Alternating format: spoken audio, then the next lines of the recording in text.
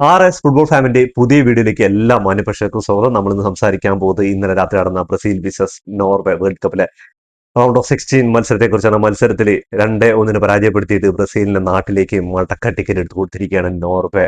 ഹാലൻഡിന്റെ Norway കളിക്ക് മുമ്പ് ഒരുപാട് പ്രവചനങ്ങൾ എന്താണ് വേൾഡ് കപ്പിന് ചരിത്രം നോക്കിക്കഴിഞ്ഞാൽ ഇതുവരെ നോർവേ എന്ന ടീമിനെ ബ്രസീൽ പരാജയപ്പെടുത്തിയിട്ടില്ല.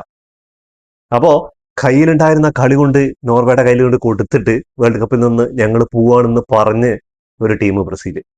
അല്ലാതെ എന്താ ഈ കളിയെക്കുറിച്ച് പറയാം? 14-ാം മിനിറ്റിൽ ഒരു പെനാൽറ്റി കിട്ടുകയാണ്.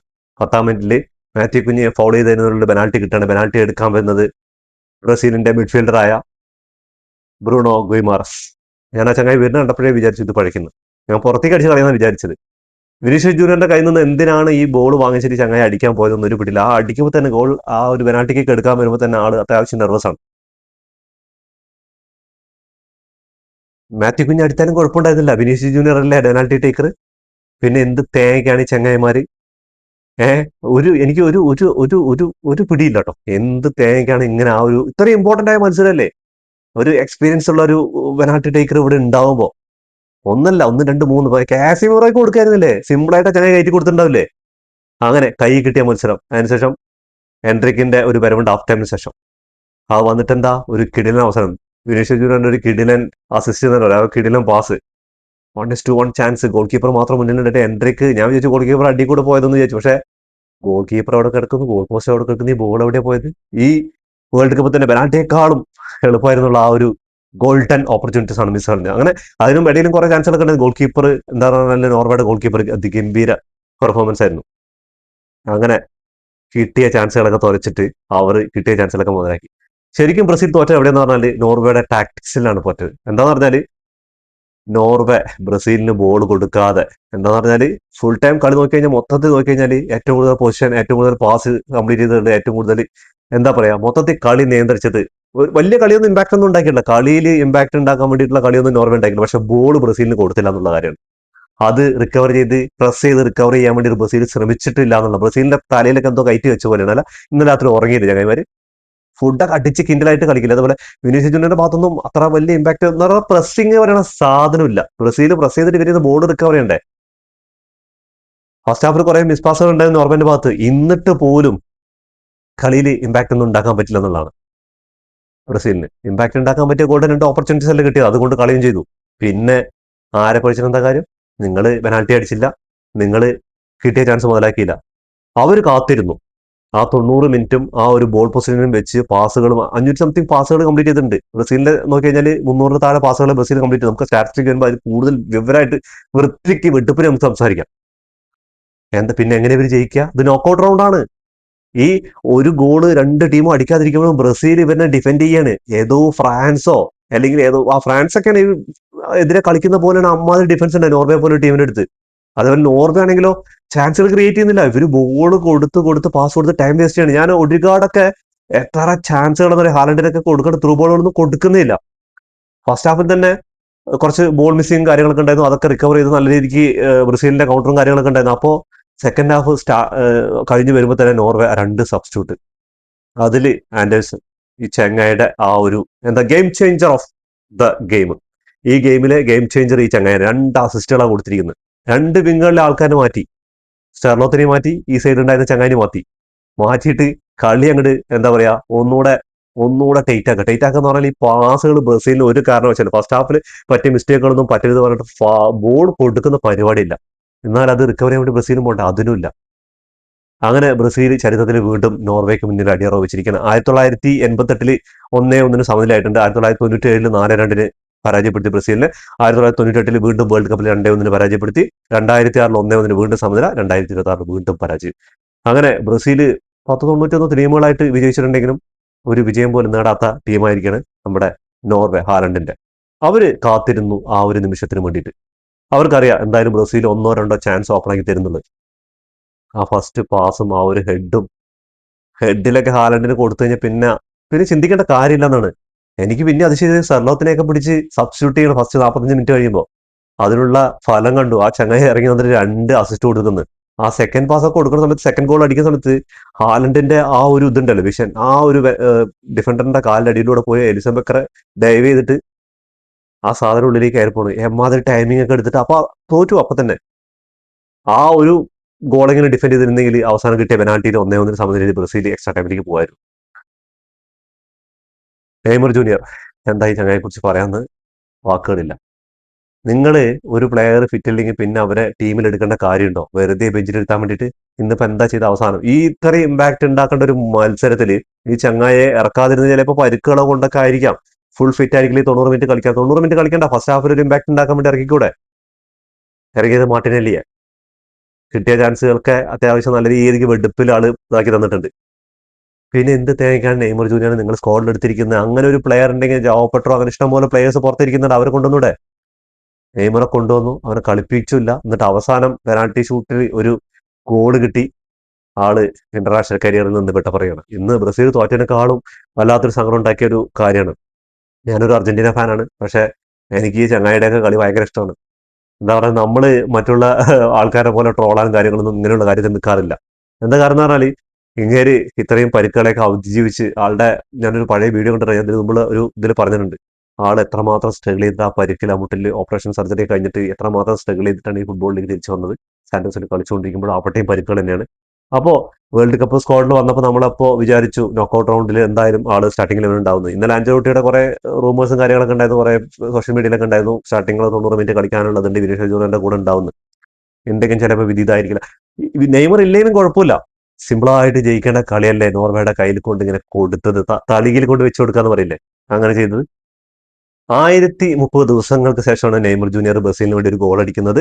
ഇതുവരെ കരിയറിൽ തന്നെ 130 മത്സരങ്ങളിൽ നിന്ന് 80 ഗോളും 59 അസിസ്റ്റും ചെയ്തിട്ടുണ്ട്.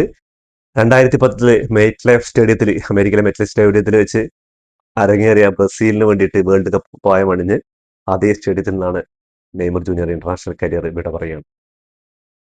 എന്താ അല്ലേ, വല്ലാത്തൊരു കരിയർ, വല്ലാത്തൊരു വിട പറയലായി പോയി. ഇതേപോലെ ഇതിനു മുമ്പ് മെസ്സിയും ഇതേപോലെ കോപ്പ അമേരിക്കയിൽ പരാജയപ്പെട്ട്, കോപ്പ അമേരിക്ക 1, 2, 3 കോപ്പ അമേരിക്ക ഫൈനലുകൾ ചിലിക്കെതിരെ പരാജയപ്പെട്ട് അവര് വേൾഡ് കപ്പിൽ നിന്നും അതേപോലെ തന്നെ ഫുട്ബോൾ ഇന്റർനാഷണൽ കരിയർ എന്നൊക്കെ വിട പറഞ്ഞാണ്. പക്ഷെ വീണ്ടും എന്താ ആരാധകരുടെയും അതേപോലെ തന്നെ അവരുടെ പ്രിയപ്പെട്ടവരുടെയൊക്കെ എന്താണ് ഇതിനു വേണ്ടിയിട്ട് തിരിച്ചു വരണം. അതേപോലെ നെയ്മർ ജൂനിയറും പോകാനായിട്ടില്ല, താങ്കൾക്ക് ഒരു വേൾഡ് കപ്പിൽ കൂടെ കളിക്കാനുള്ള ചാൻസ് ഉണ്ട്. പരിക്കുകളൊക്കെ മാറി കുറച്ചു കാലത്ത് റെസ്റ്റ് ഒക്കെ എടുത്ത് വീണ്ടും ഒരു യൂറോപ്പിലെ ഏതെങ്കിലും ഒരു ക്ലബ്ബുകളിൽ കളിച്ച് വീണ്ടും നെയ്മർ ജൂനിയർ തിരിച്ചു വരും. ഇതേപോലെ 2002 റൊണാൾഡോ നെസാരിയോ ഇതിനേക്കാളും വലിയ പരിക്കുണ്ടായിട്ട് എല്ലാവരും എഴുതി തള്ളിയാണ്. പക്ഷെ ആ ഒരു വേൾഡ് കപ്പിൽ 9 ഗോളുകൾ അടിച്ച് ടോപ്പ് സ്കോററായിട്ട് ബ്രസീലിന് വേണ്ടിയിട്ട് ആ ഒരു സ്വർണ്ണ പന്തില്, സ്വർണ്ണ കുപ്പായത്തില്, അതേപോലെ സ്വർണ്ണ കപ്പിൽ മുത്തമിട്ടാണ് ചങ്ങായി ഹീറോ ആയത്. അതേപോലെ അടുത്ത വേൾഡ് കപ്പില് നെയ്മർ ജൂനിയർക്കായി നമുക്ക് കാത്തിരിക്കാം. എന്തായാലും തിരിച്ചു വരട്ടെ എന്ന് ആശംസിച്ചുകൊള്ളു. പിന്നെ അതേപോലെ തന്നെ നോർവേയുടെ ഗോൾ കീപ്പറായ നെയ്ലാൻഡിനെ കുറിച്ച് പറയാതിരിക്കാൻ വയ്യ. ഗംഭീര പെർഫോം, ഫസ്റ്റ് പെനാൽറ്റി സേവ് ചെയ്തിട്ടുണ്ട്. അതിനുശേഷം 2-3 സേവുകൾ, കിടിലനായിട്ട് 2-3 സേവുകൾ. അതേപോലെ എൻട്രിക്കിന്റെ ആ ഒരു, എന്താ പറഞ്ഞാല്, ആ ഒരു ഗോൾ കീപ്പറിന്റെ ആ ഒരു മെന്റാലിറ്റി, ആ സമയത്തുള്ള ആ ഒരു ഡിസിഷൻ തന്നെയാണ് ആ ഒരു എൻട്രിക്ക് അത് പുറത്തടിച്ച് കളിയാനുള്ള ഉണ്ടായത്. അതിൽ യാതൊരു സംശയമില്ല. അങ്ങനെ നോർവേ എന്താ പറഞ്ഞാൽ ബ്രസീലിനെ ശരിക്കും കൂട്ടി തന്നെ പറയാം. ശരിക്കും ബ്രസീൽ നോർവേയുടെ ടാക്ടിക്സിൽ വീണ് പോയി തന്നെയാണ്. ഇവർക്ക് ആക്രമിക്കാൻ അതിന്റെ സ്റ്റാറ്റസ് നോക്കി കഴിഞ്ഞാൽ പൊസിഷനും ഗോൾ പാസുകളൊക്കെ നോക്കി കഴിഞ്ഞാൽ വല്ലാത്ത സീനാണ്. ഇങ്ങനത്തെ ഒരു ബ്രസീലിന് ഇത് അടുത്ത കാലത്തൊന്നും കണ്ടിട്ടുണ്ടാവില്ല. എന്നിട്ടും അതിൽ വരെ ചാൻസ് കിട്ടിയാൽ ആ ചാൻസ് മുതലാക്കാൻ പറ്റില്ല. പിന്നെ പറഞ്ഞിട്ട് കാര്യമുണ്ടോ? കളി തുടങ്ങി 2 മിനിറ്റ് കഴിയുമ്പോഴാണ് ആദ്യ ചാൻസ് നോർവേക്ക്. അത് നമ്മുടെ സ്റ്റർലോത്തിന്റെ ഭാഗത്തു നിന്ന് വന്ന ഒരു അറ്റംപ്റ്റ് ആണ്. പക്ഷെ അത് ഗോൾ സ്കോർ ചെയ്ത് സെലിബ്രേഷൻ ഒക്കെ അതിന്റെ ഇടയിൽ ഓഫ് സൈഡ് ലൈനിൽ റഫറി പിടിച്ചിട്ടുണ്ടായിരുന്നു, ഓഫ്. അങ്ങനെ അത് കഴിഞ്ഞ് പിന്നെ കളി ഇങ്ങനെ പോയിക്കൊണ്ടിരിക്കുകയാണ്. അങ്ങനെ ബ്രസീലിന് മാത്യു കുഞ്ഞയുടെ ഒരു കിടിലൻ അറ്റാക്കിംഗ് ആണ്. ആ സമയത്താണ് നോർവേയുടെ ഡിഫൻഡർ വന്നിട്ട് ഫൗൾ ചെയ്യുന്നത്. ആദ്യ റഫറി അത് ഫൗൾ വിളിച്ചില്ല, പിന്നെ വാറിന് ചെക്ക് ചെയ്തു. പെനാൽറ്റി, ക്ലിയർ പെനാൽറ്റി ആയിരുന്നു, അതിൽ മാറ്റങ്ങളൊന്നുമില്ല, അത് അടിപൊളി പെനാൽറ്റി ആയിരുന്നു. പെനാൽറ്റി കിക്ക് എടുക്കാൻ വേണ്ടിയിട്ട് വിനീഷ്യസ് ബോളൊക്കെ പിടിച്ചിട്ടുണ്ട്. അപ്പൊ എന്തായാലും വിളിച്ചു ബ്രസീൽ 1-0. സ്റ്റേഡിയം മൊത്തം ആർത്തിരമ്പുകയാണ് ആ ഒരു ഗോൾ സെലിബ്രേഷൻ. എന്താ പറഞ്ഞാൽ അടിച്ചു, ഇനിയിപ്പോ അതിൽ സംശയമൊന്നുമില്ല. അപ്പോഴാണ് ഈ ചങ്ങായി പെട്ടെന്ന് ബോള് ബ്രൂണോ ഗുയിമാറസിന് കൊടുക്കുന്നത്. എന്ത് തേങ്ങയ്ക്കാന്ന് എനിക്കൊരു പിടിയും കിട്ടിയില്ല കേട്ടോ. അവിടെ ഇനിയിപ്പോ അഞ്ചലോട്ടിയുടെ തന്ത്രമാണെന്ന് എനിക്കറിയില്ല. അങ്ങനെ ചങ്ങായി വരുന്നുണ്ട്. എനിക്ക് കാസിമുറയ്ക്ക് കൊടുത്താൽ മതി, കാസിമുറ അടിച്ചുള്ളിൽ കയറ്റി കൊടുത്തിട്ടുണ്ടാവും. അല്ലെങ്കിൽ മാത്യു കുഞ്ഞുണ്ട്, എത്ര പെനാൽറ്റി ടേക്കർമാരുണ്ട്. എന്നിട്ട് ഈ ചങ്ങായിക്ക് കൊണ്ട് കൊടുത്ത്. മിഡ്ഫീൽഡിൽ നല്ല, ഇത്രയും കളിയിൽ ഹീറോ ആയിരുന്നു ബ്രസീലിന്റെ, പക്ഷെ ഒറ്റ കളി കൊണ്ട് വില്ലനായി മാറി. അങ്ങനെ പെനാൽറ്റി കേക്ക് എടുക്കാൻ വേണ്ടി വരുമ്പോൾ തന്നെ ആളുടെ ഫേസിൽ ഒരു നെർവസ് ഒക്കെ കാണുന്നുണ്ടായിരുന്നു. അങ്ങനെ നേരെ ഗോൾ പോസ്റ്റിന്റെ ഇടത് ഭാഗത്തേക്കാണ് അടിക്കുന്ന ഷോട്ട്. ഗോൾ കീപ്പർ നെയ്ലാൻഡ് എടുത്ത് ഡൈവ് ചെയ്യുന്നു, അത് ക്ലിയർ സേവ്.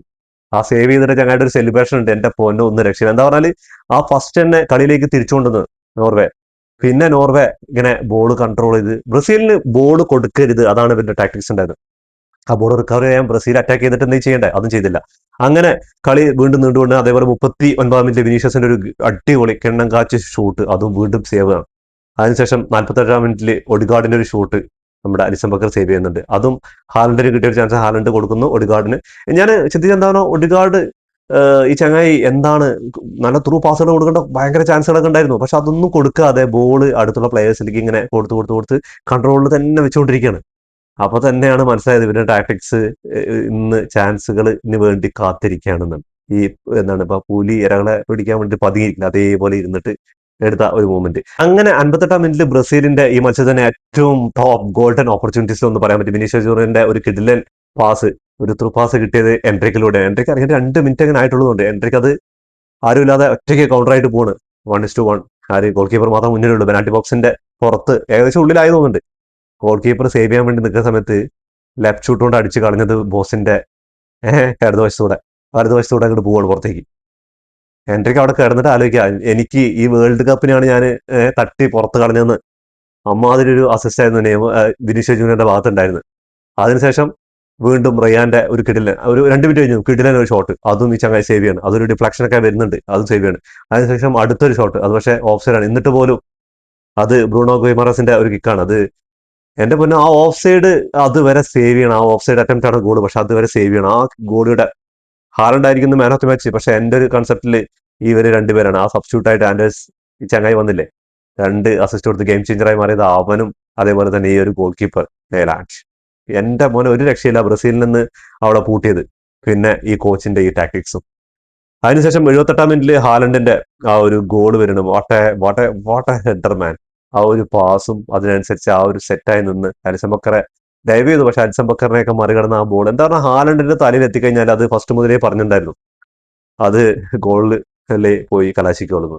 എന്താ പറഞ്ഞാല് ആഴ്സണലും സിറ്റിയും കൂടി കളിക്കുമ്പോൾ അവിടെ ഗബ്രിയേലും അതേപോലെ ഹാലൻഡും ഒരുപാട് ഇതേപോലത്തെ നിമിഷങ്ങൾ ഉണ്ടായിട്ടുണ്ട്. അതിന് സാമാന്യമായ ഒരു നിമിഷമാണ് ഇന്ന് സംഭവിച്ചത്. അതിനുശേഷം 89 ആ ഒരു രണ്ടാമത്തെ ഗോൾ എന്ത് ഫ്രീ ചാൻസ് ആയിരുന്നു, ഒരു രക്ഷയില്ല എന്ന് പറഞ്ഞാൽ ഒരു രക്ഷയില്ലാത്ത ചാൻസ് ആയിരുന്നു. ആ ഗോള് ഉള്ളിലേക്ക് പോകുമ്പോൾ ഒരു ഡിഫൻഡറിന്റെ കാലിനുള്ളിലൂടെ പോയിട്ട് ഗോൾ പോസ്റ്റിന്റെ ഇടതുവശത്തൂടെ ആ അലിസൺ ബക്കറെ മറികടന്ന് പോകുമ്പോൾ ഹാലൻഡ് സെലിബ്രേഷൻ ഷർട്ടൊക്കെ ഊരാൻ വേണ്ടി നിൽക്കും, പക്ഷെ ആള് മാന്യമായിട്ട് തന്നെ സെലിബ്രേറ്റ് ചെയ്തു. അങ്ങനെ 2 ഗോളിന്റെ വിജയം നേടിയിരിക്കുകയാണ്. 2 ഗോൾ അടിച്ച് ഹാലൻഡ് ആയിട്ട് ടോപ്പ് ഗോൾഡൻ ബൂട്ടിലേക്കുള്ള റേസിൽ എംബാപ്പയ്ക്കും മെസ്സിക്കും ഒപ്പം എത്തിയിരിക്കണം. 3 7 ഗോളിടും. അപ്പൊ ഇനി വേൾഡ് കപ്പിൽ ഇനി മുന്നോട്ട് പോകണമെങ്കിൽ ഇവർ ഇനി മെസ്സിക്ക് ഒരു കളി ബാക്കിയുണ്ട്. മെസ്സി മറ്റന്നാൾ നടക്കാൻ പോകുന്ന മത്സരം കൂടി കഴിഞ്ഞാലാണ് ഈ ഗോൾഡൻ ബൂട്ടിൽ ഇനി ആരാണ് മുന്നോട്ട് പോകുന്നത്. ഇപ്പൊ 7 ഗോൾ അടിച്ച് 3 ത്രിമൂർത്തികളും. ഒന്ന് ആലോചിക്കണം, ഈ മെസ്സി എന്ന ചങ്ങായി പണ്ട് ഉള്ള ഇപ്പൊ നെയ്മറും അതേപോലെ തന്നെ റൊണാൾഡോയും അതേപോലെ തന്നെ ഒരുപാട് ഇപ്പോ വില്ലയും അതേപോലെ തന്നെ അങ്ങനെ ഇഷ്ടംപോലെ സ്ട്രൈക്കർമാരുണ്ടായിരുന്നു. ആ സമയത്തൊക്കെ അവരോടൊക്കെ മത്സരിച്ചിട്ട് ഇപ്പൊ ഈ പിള്ളേരുടെ കൂടെ ഹാലൻഡിന്റെയും എംബാപ്പന്റെ കൂടെ മത്സരിക്കുക ഈ 39. അപ്പൊ ഇനി അടുത്ത മത്സരം അർജന്റീന ഈജിപ്തും കൂടിയിട്ട് അതിലും ഗോളുകൾ അടിച്ച് മുന്നോട്ട് പോകും. പിന്നെ അടുത്ത മത്സരങ്ങളിൽ എംബാപ്പെ ഹാലൻഡ് അടിക്കും. അപ്പോൾ എന്തായാലും ഗോൾഡൻ ബൂട്ട് അവസാന വേൾഡ് കപ്പ് ഫൈനൽ വരെ നേടുന്നുള്ള കാര്യം സംശയമൊന്നുമില്ല. 2002 വേൾഡ് കപ്പ് മുത്തമിട്ട ശേഷം ബ്രസീൽ ഇതുവരെ വേൾഡ് കപ്പ് എല്ലാം ക്വാർട്ടർ ഫൈനലാണ്. അതിൽ ഒരു വേൾഡ് കപ്പിൽ മാത്രം സെമി ഫൈനൽ. ഇവർക്ക് ഏറ്റവും കൂടുതൽ പുറത്താവുന്ന ക്വാർട്ടർ ഫൈനലാണ്. പക്ഷേ ഇപ്രാവശ്യം കുറച്ച് നേരത്തെ ആയതുകൊണ്ടാണ്. 2006 ക്വാർട്ടർ ഫൈനലിൽ ഫ്രാൻസിനെതിരെ പുറത്തായപ്പോൾ 2010 നെതർലാൻഡിനെതിരെ ക്വാർട്ടർ ഫൈനലിൽ വീണ്ടും പുറത്തായി. 2014 സെമി ഫൈനലിൽ ജർമ്മനിക്കെതിരെ ബ്രസീൽ നടന്ന വേൾഡ് കപ്പിൽ സാക്ഷാൽ ജർമ്മനിക്കെതിരെ അവരുടെ കാണികൾക്ക് മുന്നിൽ അതും 7-1 ഒരു, അത് ഒരിക്കലും ഒരു ബ്രസീൽ ഫാൻസും മറക്കാൻ ആഗ്രഹിക്കാത്ത ഒരു പരാജയമാണ്. അതിനുശേഷം 2018 ബെൽജിയത്തിനെതിരെ ക്വാർട്ടർ ഫൈനലിൽ വീണ്ടും പരാജയപ്പെട്ടു. 2022 ക്രൊയേഷ്യക്കെതിരെ ക്വാർട്ടർ ഫൈനലിൽ വീണ്ടും പരാജയപ്പെട്ടു. 2026 വീണ്ടും അവര് ഒരു റൗണ്ട് ഓഫ് 16 തന്നെ പുറത്തായിരിക്കുകയാണ്. അഞ്ചലോട്ടിയുടെ കീഴിൽ എത്രമാത്രം ഈ ഒരു ബ്രസീൽ മുന്നോട്ട് പോകുന്നു ഞാൻ ഈ വേൾഡ് കപ്പ് തുടങ്ങുന്ന മുമ്പ് വീഡിയോകളിൽ ഞാൻ സംസാരിച്ചിട്ടുണ്ട്. ബ്രസീലിനെ കുറിച്ച് സംസാരിക്കുമ്പോൾ എന്താ പറഞ്ഞാൽ കാർലോ അഞ്ചലോട്ടി എന്ന് പറയുന്ന ഒരു കോച്ച് റയൽ മാഡ്രിഡിൽ നിന്ന് അവർ ഇത്രമാത്രം ഇമ്പാക്ട് ഉണ്ടാക്കിയിട്ട് ഒരുപാട് ട്രോഫികളൊക്കെ നേടി. പക്ഷേ ആളുടെ ഏറ്റവും അവസാന ഘട്ടത്തിലൂടെയാണ് കടന്നു പോകുന്നത് ഞാൻ പറഞ്ഞിട്ടുണ്ടായിരുന്നു. അപ്പൊ കുറെ പേര് എന്റെ കമന്റിൽ വന്നിട്ട് പറഞ്ഞു, കണ്ടോ നമ്മൾ ബ്രസീലിനെ എവിടെ കൊണ്ടെത്തി ഈ പ്രാവശ്യം കപ്പിൽ മുത്തോടുന്നു. നെയ്മർ ജൂനിയറെ കൊണ്ടുവന്നു. അതുവരെ ഏത് വേൾഡ് കപ്പ് ഒരു തുടങ്ങുന്നത് വരെ അല്ലെങ്കിൽ ഒരു സ്റ്റാർട്ടിങ് അവരുടെ ഒരു സ്കോർ നിർണ്ണയിക്കുന്നത് വരെ ഒരു കളി പോലും കളിപ്പിക്കാതെ വേൾഡ് കപ്പ് സ്ക്വാഡിലേക്ക് കൊണ്ടുവന്നാണ്.